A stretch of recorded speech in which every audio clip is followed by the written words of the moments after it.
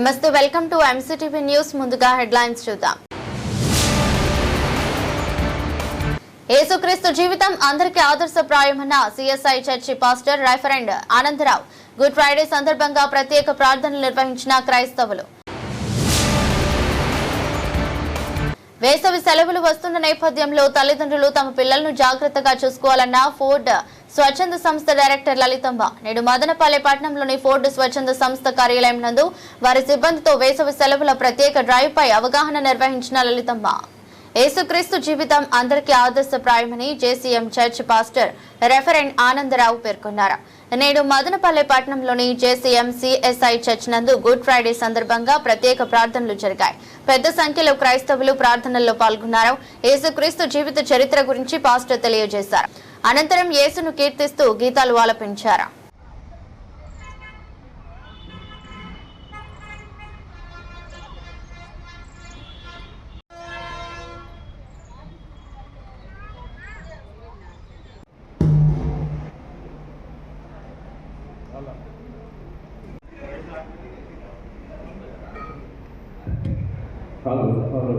Testing.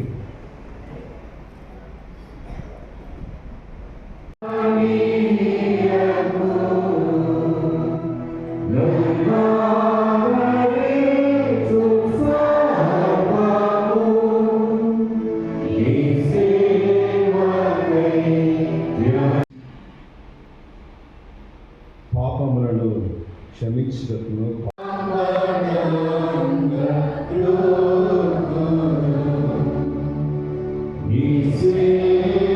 ఒక నీతిమంతుని అవినీతిమంతుడు అనే తీర్పు తీర్చినటువంటి దినమనిగా, ఒక నిర్దోషిని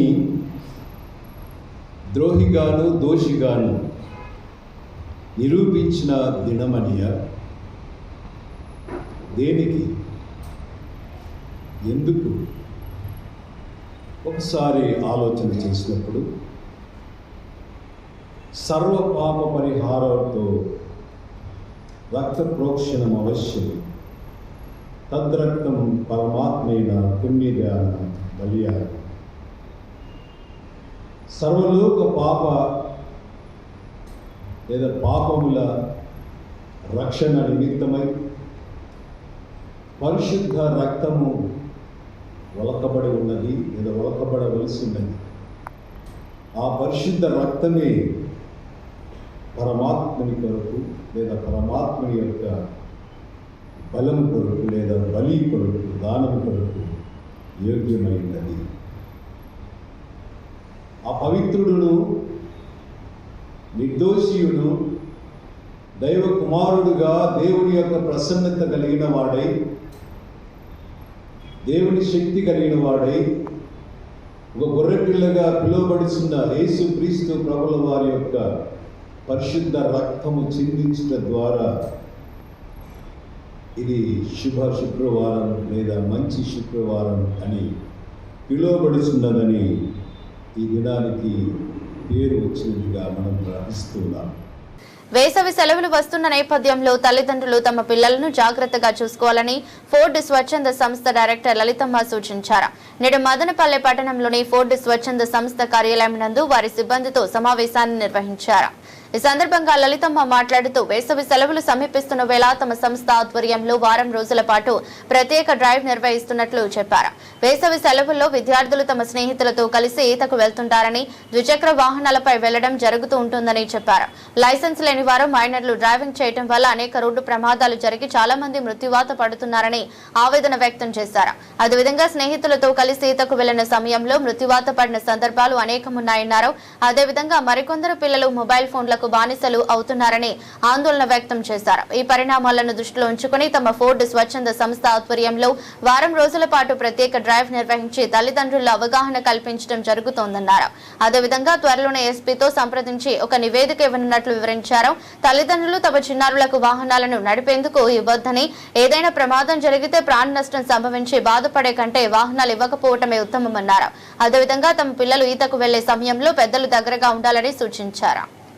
స్వచ్ఛంద సంస్థ ఆధ్వర్యంలో రేపటి నుంచి వారం రోజులు అన్ని కాలనీల్లోన గ్రామాల్లోన అవేర్నెస్ క్యాంప్స్ నిర్వహించబోతున్నాము. ఎందుకంటే మనకి ఇంకా రాబోయే రోజుల్లో వేసవి సెలవులు ప్రకటించడం జరుగుతుంది. దీనివల్ల ఏమవుతుందంటే పిల్లలందరూ కూడా ఇళ్ళ దగ్గరకు సెలవులు కాబట్టి అందరూ ఇళ్ళ దగ్గర ఉంటారు. వాళ్ళందరూ కూడా ఎక్కడ నీళ్ళు ఉంటాయో ఆ నీళ్ళ దగ్గరికి తోటి ఫ్రెండ్స్తో కలిపి వెళ్ళిపోవాలని చెప్పేసి వెళ్ళిపోతుంటారు. తర్వాత వచ్చేసేసి ఈ 2 వీలర్స్ ప్రతి ఇంట్లో బండ్లు ఉంటాయి. ఆ బండ్లు తీసుకొని తల్లిదండ్రులు చెప్పకుండా వెళ్ళిపోతూ ఉంటారు. తర్వాత ఈ మొబైల్స్కి అలవాటు పడిపోయేసేసి తల్లిదండ్రులు చెప్పకుండా మొబైల్స్ తీసుకొని పక్కన వెళ్ళి వాళ్ళ ఇష్టం వచ్చిన వీడియోస్ చూస్తుంటారు. ఇలాంటి వాటిపైన మనకు అవగాహన కల్పించాల్సిన అవసరం ఉంది.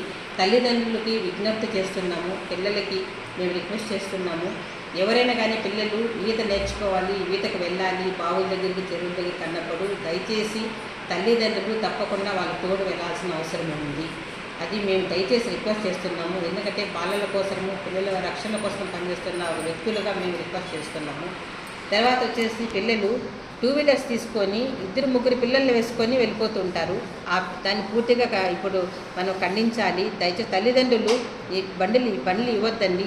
పోలీస్ వాళ్ళు కూడా ఈ హాలిడేస్ సందర్భంలో ఎస్పీ సార్ గారికి రిక్వెస్ట్ చేస్తున్నాము. ఈ హాలిడేస్ సందర్భంలో ఎక్కువగా ఎక్కడైనా పిల్లలు బండ్లు ఎత్తుకొని వెళ్తూ ఉంటే వాటి వెంటనే పట్టుకోవాల్సిన అవసరం ఉంది సార్. దయచేసి ఎందుకంటే ఈ సందర్భంలో తల్లిదండ్రులు ఎంత చెప్పినా వినకుండా పిల్లలు వెళ్ళిపోయే పరిస్థితులు కూడా ఉన్నాయి. కొన్ని పరిస్థితులు ఇళ్ళ దగ్గర దాన్ని ఒకసారి సారోళ్ళు ఒకసారి దీనిపైన శ్రద్ధ పెట్టాల్సిన అవసరం ఉందని చెప్పి సారోళ్ళు రిక్వెస్ట్ చేస్తున్నాము. దాంతోపాటు ఇప్పుడు పిల్లలందరికీ కూడా ఇంటర్మీడియట్ పిల్లలు 10th పిల్లలకి రిజల్ట్ వచ్చినప్పుడు ఫెయిల్ అయినటువంటి పిల్లలు బాధపడేది ఒక రకం ఉంటుంది. తక్కువ మార్కులు వచ్చినాయని చెప్పేసి బాధపడే పిల్లలు ఇంకో రకం ఉంటారు. దయచేసి ఎవరు కూడా ఫెయిల్ అయినంత మాత్రాన జీవితం ఏమి కోల్పోము.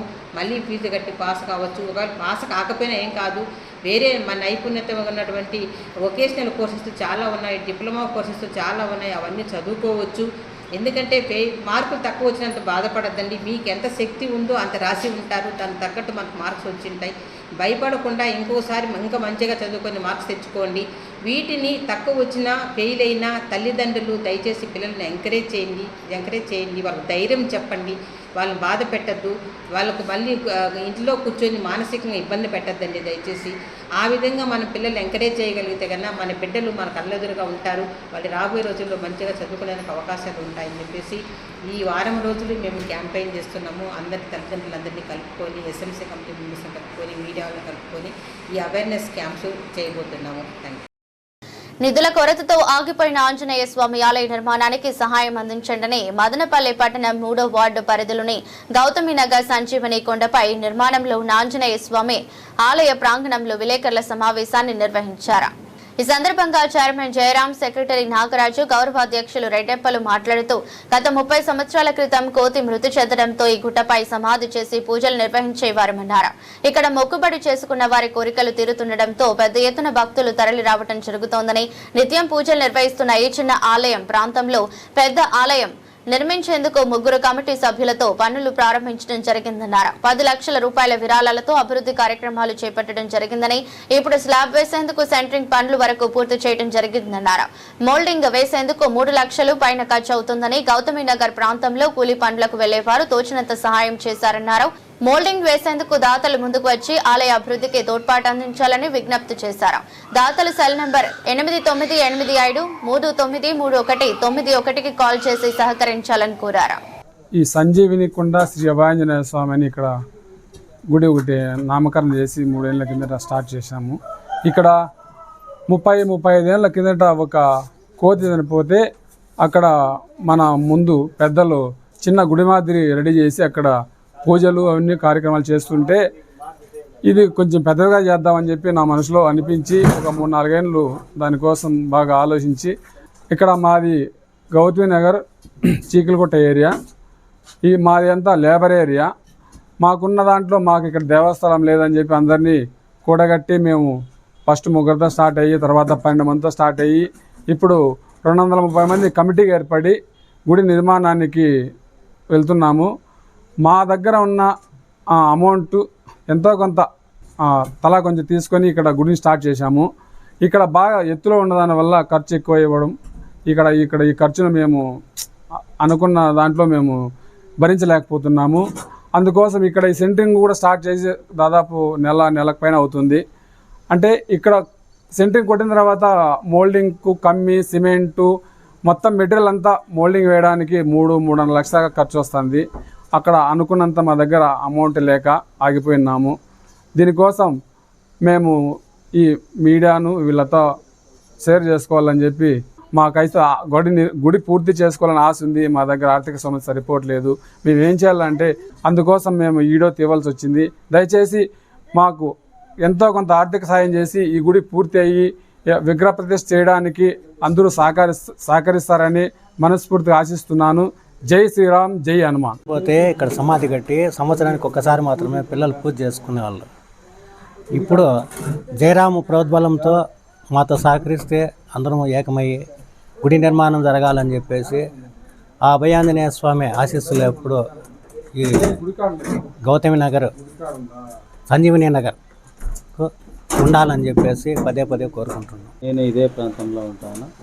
ఈ జయరామన్న గారు ఈ గుడి సంకల్పించినప్పుడు మీరందరూ కలిసికట్టుగా వస్తే మనమందరూ కలిసి గుడి నిర్మిద్దామని ఆహ్వానం ఇచ్చినప్పుడు మేమందరం కలిసి కొంత మాత్రం ఈ ఏరియాలో స్లమ్ ఏరియా కాబట్టి కొంత దాతల దగ్గర సందాలు వసూలు చేసి ఇంత మాత్రం తెచ్చినాము. దీనిపైన ఏ విషయం చేయాలన్నా చాలా ఖర్చుతో కూడుకునేది కాబట్టి మదనపల్లి ప్రజలు పురాతనమైన ఆంజనేయ స్వామి గుడికి సహకారం అందించి మీరందరూ మాకు సహకరిస్తారని ఈ పత్రికా ముఖంగా విన్నవించుకుంటున్నాను.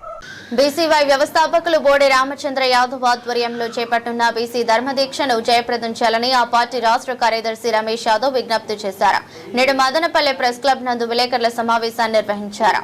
సమావేశంలో సాంబమూర్తి, హరిబాబు యాదవ్, పుంగనూరు నియోజకవర్గం కన్వీనర్ గిరిబాబు, పుంగనూరు నియోజకవర్గానికి చెందిన వెంకటేష్, శంకర్, జ్ఞానేంద్ర, అన్నమయ్య జిల్లా అధ్యక్షులు ఉత్తన్న పాల్గొన్నారు. సందర్భంగా మాట్లాడుతూ బీసీ హక్కుల సాధన కోసం చేపట్టిన బీసీ ధర్మదీక్షలో పెద్ద ఎత్తున పాల్గొని విజయవంతం చేయాలని పిలుపునిచ్చారు. ప్రజల సమస్యల పరిష్కారం, బీసీలకు న్యాయ సాధన కోసం ఈ ఉద్యమం కీలకమని పేర్కొన్నారు. అన్ని జిల్లా మీడియా కేంద్రాల్లో బీసీవై పార్టీ ఆధ్వర్యంలో ప్రెస్ మీట్ అరేంజ్ చేయడం జరిగింది. ప్రధానంగా బీసీవై పార్టీ జాతీయ అధ్యక్షులు గౌరవనీయులైనటువంటి బోడే రామచంద్ర యాదవ్ గారి పిలుపు మేరకు ఈ నెల 11వ తేదీన అమర నిరాయుధ దీక్ష పిలుపు ఇవ్వడం జరిగింది. ముఖ్యంగా ఏదైతే కూటమి ప్రభుత్వం ఏర్పడిన తర్వాత ప్రధానమైనటువంటి డిమాండ్లు, ఒక 5 డిమాండ్లు చెప్పడం జరిగింది. ఆ 5 డిమాండ్లలో అన్నీ కూడా బీసీలకు సంబంధించినటువంటి న్యాయబద్ధమైన, రాజ్యాంగబద్ధమైన ఇవ్వాల్సినటువంటి చట్ట పరిధిలో ఉన్నటువంటివే కాబట్టి ఖచ్చితంగా ఆ డిమాండ్లు సాధించాలని చెప్పి కూడా మేము ఈ సందర్భంగా ప్రభుత్వానికి డిమాండ్ చేస్తా ఉన్నాం. లేని పక్షంలో ఓటింగ్ రూపంలోకి వెళ్లే ముందు, ఓటింగ్ వచ్చేటటువంటి సందర్భంలో ఖచ్చితంగా కూటమి ప్రభుత్వానికి ఓటమి ఎదురు కావాల్సినటువంటి పరిస్థితి వస్తుంది. ఇది కాకుండా ఉండాలంటే ఖచ్చితంగా ప్రధానంగా ఏవైతే 5 డిమాండ్లు ఉన్నాయో ఆ 5 డిమాండ్లు కూడా ప్రభుత్వం నెరవేర్చాలని చెప్పి ఈ సందర్భంగా తెలియజేస్తా ఉన్నాం. బీసీవై పార్టీ రాష్ట్ర అధ్యక్షులు బోడే రామచంద్ర యాదవ్ గారు ఈ ప్రభుత్వాన్ని బీసీల హక్కుల కోసం 5 డిమాండ్లతో బీసీ సింహగర్జనను ఫిబ్రవరి 22వ తారీఖు నిర్వహించడం జరిగింది.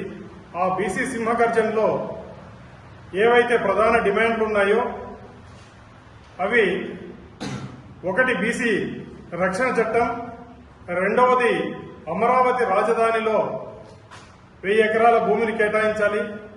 అదేవిధంగా ఏవైతే కార్పొరేషన్లు ఏర్పాటు చేశారో ఆ కార్పొరేషన్లకు నిధులు ఏర్పాటు చేయాలి. అదేవిధంగా కులగణన జరగాలి. 44% రిజర్వేషన్లు విద్యా ఉద్యోగాలలో, అదేవిధంగా చట్టసభల్లో కూడా ఈ 44%ని అమలు చేయాలనే డిమాండ్లతోటి 31వ తారీఖు వరకు గడువు పెట్టడం జరిగింది ప్రభుత్వానికి. కానీ 31వ తారీఖు వరకు వేచి చూశాం. ఇప్పటిదాకా కనీసం ఏదైతే డిమాండ్లు ఉన్నాయో ఆ డిమాండ్ల గురించి ఎక్కడ కూడా ప్రభుత్వం స్పందించకుండా ఉంది. ఆ స్పందించకుండా పోవడంతో రాష్ట్రంలో ఉన్న ప్రతి కలెక్టరేట్లో కూడా మా వినతి పత్రాలు ఇవ్వడం, ప్రభుత్వాన్ని స్పందించాలని కోరడం జరిగింది. కానీ ప్రభుత్వం ఇప్పటిదాకా బీసీలు అంటే పట్టని విధంగా కనీసం న్యాయమైన కోరికలను కోరుతుంటే కూడా ఇప్పటిదాకా కనీసం ప్రభుత్వంలో చలనం లేకుండా ఉంది. కాబట్టి బోడే రామచంద్ర యాదవ్ గారు బీసీవై పార్టీ అధ్యక్షులు ఈ నిర్ణయాన్ని తీసుకున్నారు. ఆమరణ నిరాహార దీక్ష చేయడం. ఏప్రిల్ 11వ తారీఖున ఆమరణ నిరాహార దీక్షకు పూనుకున్నారు కాబట్టి ఇప్పటికైనా ప్రభుత్వం ముందుకొచ్చి ఏదైతే న్యాయమైన డిమాండ్లు ఉన్నాయో మీరు ఏ రోజైతే మా ప్రభుత్వం మేము బీసీల వెన్నెముక మా పార్టీకి అని మీరు ఎప్పుడు చెప్పుకుంటూ ఓట్లు మాత్రం వేపించుకొని ఫలితాలను ఇచ్చే సమయంలో మాత్రం మీరు కనీసం బీసీల వైపు ఆలోచన కూడా చేయకుండా ఉన్నారు.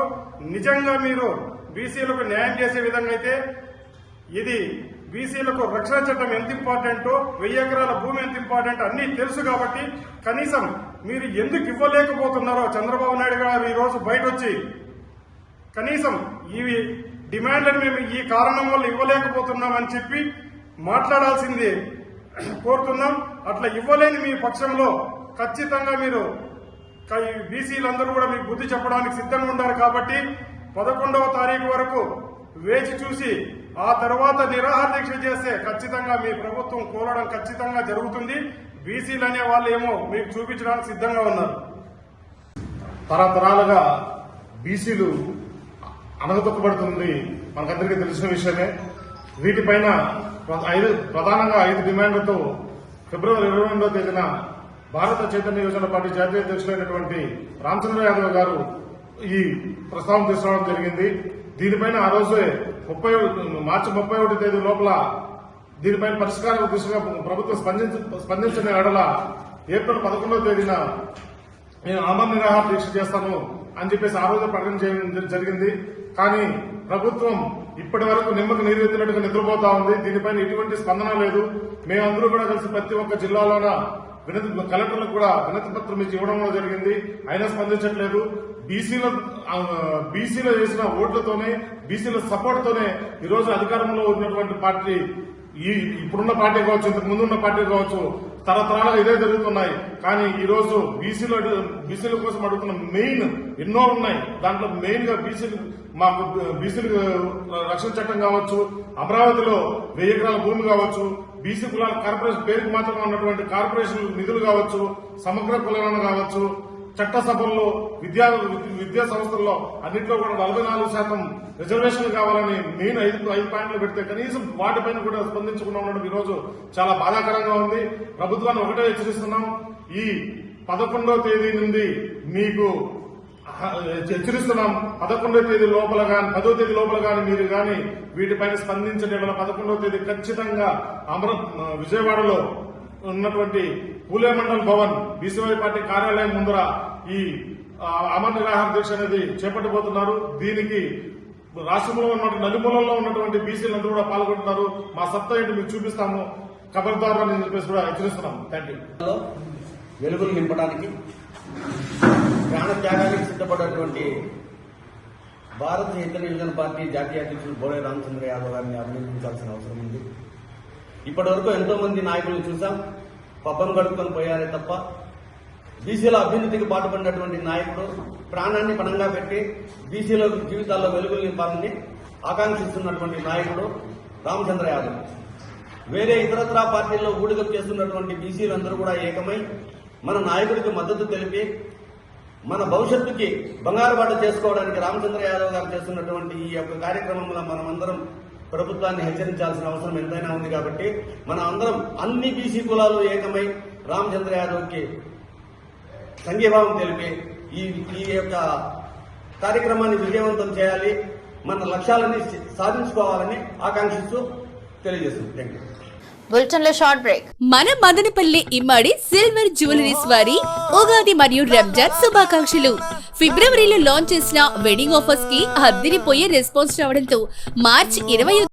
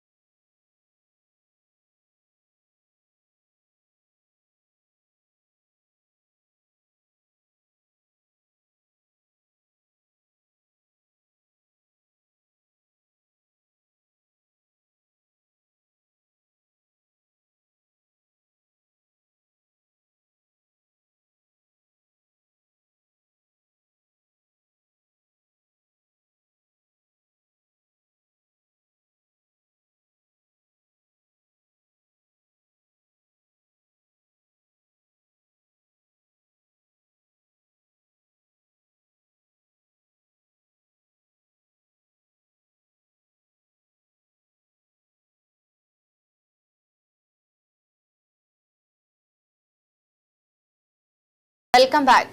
అమరావతి బిల్లు ఆమోదంపై తెలుగు తమ్ముళ్లు విజయోత్సవం నిర్వహించారు. రాజధానిగా అమరావతికి చట్టబద్ధత కల్పిస్తూ చట్టసభలలో ఏకగ్రీవంగా బిల్లును ఆమోదించడంపై కూటమి నాయకులు సంబరాలు జరుపుకున్నారు.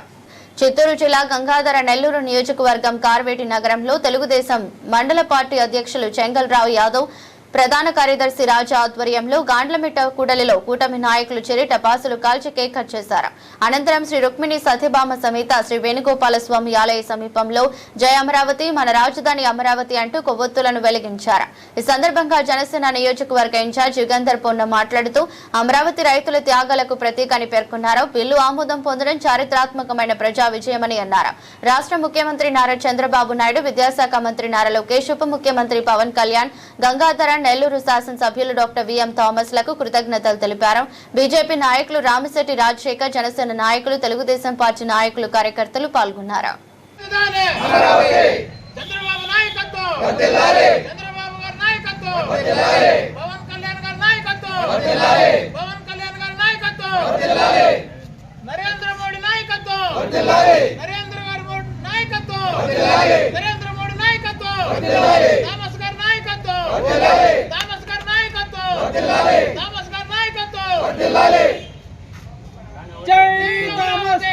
ప్రజల కోసం పరితపిస్తున్నటువంటి గౌరవ ముఖ్యమంత్రి వర్యులు నారా చంద్రబాబు నాయుడు గారు, అదేవిధంగా రాష్ట్ర ఉప ముఖ్యమంత్రి వర్యులు పవన్ కళ్యాణ్ గారు అంగరంగ వైభవంగా ఆంధ్రప్రదేశ్ రాష్ట్రాన్ని తీర్చిదిద్దాలని కలలు కంటున్నారు. ఈ క్రమంలోనే గతంలో పరిపాలించినటువంటి వైసీపీ ప్రభుత్వం చేయలేనటువంటి ఘనమైనటువంటి కార్యాన్ని ఈరోజు ఆంధ్రప్రదేశ్ రాష్ట్రాన్ని అమరావతి రాజధానిని ఎలుగెత్తి ప్రపంచ దేశాల్లో ఉన్నటువంటి ఆంధ్రప్రదేశ్ రాష్ట్రంలో ఉన్న ప్రజలందరూ కూడా ఆశ్చర్యపోయే విధంగా అందరూ కూడా సంతోషకరమైనటువంటి దినంగా ఈరోజు రాజ్యసభలో కూడా బిల్లును ప్రవేశపెట్టి చట్టబద్ధతను తీసుకున్నారు. ఈ నియోజకవర్గంలో ఉన్న ప్రజలు కానీ, ఆంధ్రప్రదేశ్ రాష్ట్రంలో ఉన్న ప్రజలు కానీ మాత్రం కూడా ఇంకా దిగులు పడాల్సినటువంటి అవసరం లేదు. అంతకంటే వైభవంగా ఈ రాష్ట్రం అభివృద్ధి చెందబోతుంది. చంద్రబాబు నాయుడు గారి ఆధ్వర్యంలో, పవన్ కళ్యాణ్ గారి ఆధ్వర్యంలో ఈ సందర్భంగా కార్వేటి నగర మండల కేంద్రం నుంచి మేము సంతోషాన్ని వ్యక్తం చేస్తున్నాము. గతంలో కూడా మేము తెలుగుదేశం పార్టీ తరఫున, జనసేన పార్టీ తరఫున మేమంతా కూడా ధర్నా చేశాం. ఆంధ్రప్రదేశ్ రాష్ట్రానికి అమరావతి రాజధానిగా ఉండాలి, అమరావతి అమరావతి అనేటువంటి ఒక నినాదంతో మేము నిరసన దీక్ష చేస్తే మా మీద కేసులు కూడా బనాయించడం జరిగింది గత ప్రభుత్వంలో. ఏమాత్రం లెక్క చేయకుండా ఇప్పటికి కూడా మేము కోర్టు చుట్టూ తిరుగుతూనే ఉన్నాం ఈ కేసుకు సంబంధించి. ఈరోజు మాకు చాలా సంతోషకరంగా ఉంది. మా ఎమ్మెల్యే డాక్టర్ విఎం థామస్ గారి తరఫున, అదేవిధంగా జనసేన పార్టీ తరఫున, భారతీయ జనతా పార్టీ తరఫున ఈ నియోజకవర్గం నుంచి సంతోషాన్ని వ్యక్తం చేస్తూ నిశ్చింతగా ఈ నియోజకవర్గంలో ఉన్న ప్రజలు కూడా ఉండాల్సినటువంటి పరిస్థితి ఎదురైందని మీకు ఈ సందర్భంగా తెలియజేసుకుంటూ, ఈ ప్రత్యేకమైనటువంటి సంబరంలో మీకందరికీ కూడా విశేషాలు తెలియజేస్తూ మరొకసారి నరేంద్ర మోదీ గారికి, చంద్రబాబు నాయుడు గారికి, పవన్ కళ్యాణ్ గారికి ప్రత్యేకమైనటువంటి పాదాభివందనం తెలియజేస్తున్నాము. నరేంద్ర మోదీ గారి నాయకత్వం, చంద్రబాబు నాయుడు. ఆంధ్రప్రదేశ్ రాజధానిగా అమరావతిని ధృవీకరిస్తూ ఉభయ సభల్లో గెజెట్ చేయడం ఆనందంగా ఉందని దిగువ కమ్మపల్లి టీడీపీ నాయకులు పేర్కొన్నారు. మదనపల్లె పట్టణంలోని నిమ్మనపల్లి సర్కిల్ వద్ద సంబరాలు నిర్వహించారు. సమావేశంలో టీడీపీ నాయకులు, కార్యకర్తలు పాల్గొన్నారు. ఈ సందర్భంగా ఎస్ఎల్వి రఘు మాట్లాడుతూ 5 సంవత్సరాల జగన్మోహన్ రెడ్డి పాలనలో మన రాష్ట్రానికి రాజధాని లేక అభివృద్ధి 50 ఏళ్ల వెనక్కి వెళ్లిందని విమర్శించారు. కూటమి ప్రభుత్వం అధికారంలోకి వచ్చిన వెంటనే ఎన్డీఏ సహకారంతో మన రాష్ట్ర రాజధానిగా అమరావతిని ధృవీకరిస్తూ గెజెట్ చేయడం జరిగిందన్నారు. ముఖ్యమంత్రి చంద్రబాబు నాయుడు అలాగే పాలనలోనే మన రాజధాని ఇతర రాజధానుల కంటే ధీటుగా అభివృద్ధి చెందుతుందని ధీమా వ్యక్తం చేశారు.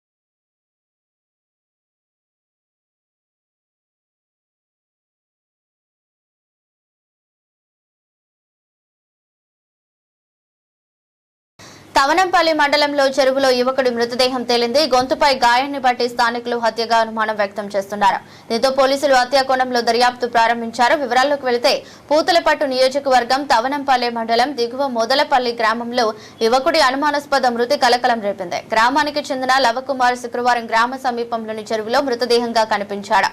స్థానికులు గమనించిన వెంటనే పోలీసులకు సమాచారం అందించారు. ఘటనా స్థలానికి చేరుకున్న పోలీసులు కేసు దర్యాప్తు ప్రారంభించారు. మృతుడు అమర్ రాజా ఫ్యాక్టరీలో పనిచేస్తున్నట్లు తెలిసింది. ప్రాథమికంగా అతని గొంతు కోసి హత్య చేసినట్లు పోలీసులు అనుమానిస్తున్నారు. సిఐ శ్రీధర్ నాయుడు ఆధ్వర్యంలో కేసు నమోదు చేసి దర్యాప్తు చేపట్టారు. ఈ ఘటనపై పూర్తి వివరాలు తెలియాల్సి ఉంది.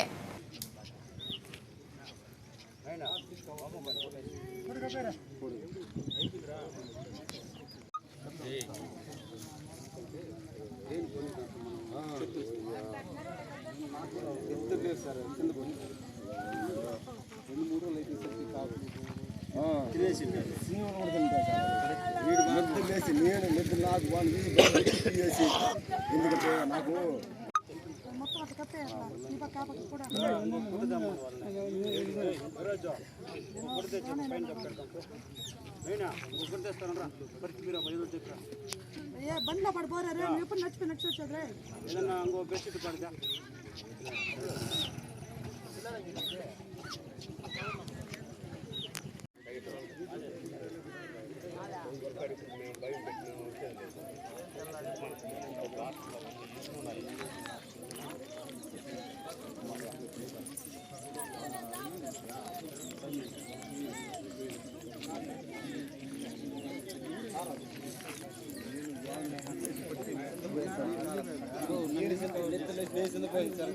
వార్తలు ముగించే ముందు మరోసారి హెడ్లైన్స్. యేసుక్రీస్తు జీవితం అందరికీ ఆదర్శప్రాయమన్న CSI church pastor reverend Anandarao. Good Friday సందర్భంగా ప్రత్యేక ప్రార్థనలు నిర్వహించిన క్రైస్తవులు. వేసవి సెలవులు వస్తున్న నేపథ్యంలో తల్లిదండ్రులు తమ పిల్లలను జాగ్రత్తగా చూసుకోవాలన్న ఫోర్డ్ స్వచ్ఛంద సంస్థ డైరెక్టర్ లలితమ్మ. నేడు మదనపల్లె పట్టణంలోని ఫోర్డ్ స్వచ్ఛంద సంస్థ కార్యాలయం నందు వారి సిబ్బందితో వేసవి సెలవుల ప్రత్యేక డ్రైవ్ పై అవగాహన నిర్వహించిన లలితమ్మ. ఇది బులెటిన్. మరో బులెటిన్లో మళ్ళీ కలుద్దాం. అంతవరకు సెలవు. నమస్కారం.